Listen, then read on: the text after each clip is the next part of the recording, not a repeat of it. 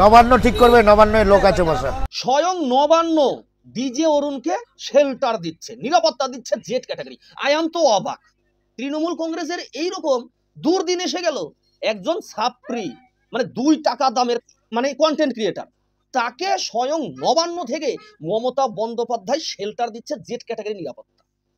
মানে এত অবনতি তৃণমূল কংগ্রেসের।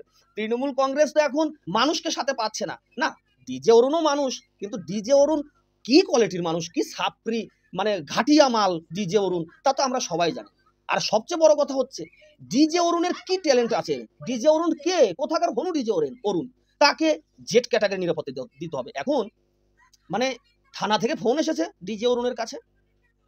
ডিজে অরুণ বলছে যে আমার নামে কি কেস সেটা নবান্ন দেখে নেবে, নবান্নতে আমার লোক রাখা আছে। ভাবা যায়, ডিজে অরুণের পার্সোনাল ব্যক্তি, পার্সোনাল মানুষ নবান্নতে রাখা আছে, আর সেটা আবার নবান্ন মেনেও নিচ্ছে হয়তো। হ্যাঁ, লালবাজার থেকে বলুন। আমার নামে কেস ও নবান্ন ঠিক করে নেবে, নবান্ন ঠিক করবে, নবান্নের লোক আছে বসা।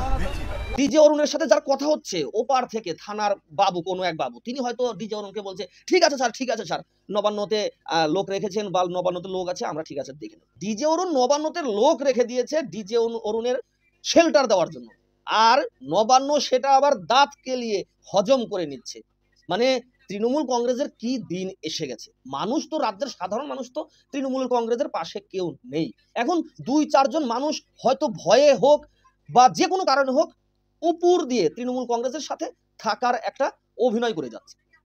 কিন্তু গণতান্ত্রিকভাবে 26-এ যখন ভোট হবে, একটা ভোটও তৃণমূল কংগ্রেস পাবে না, গ্যারান্টি দিয়ে বলছি, একটা ভোটও তৃণমূল কংগ্রেস পাবে না।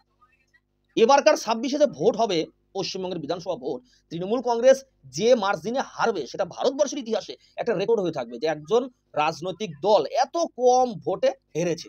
এর আগে কোনো রাজনৈতিক দল এত কম ভোটে হারেনি। এটা লিখে রাখেন আমার কাছ থেকে, 26-এর পরে মিলিয়ে নেবেন। ভিডিওটা শেয়ার করুন, আপনার কি মতামত তা কমেন্টে জানান। নমস্কার।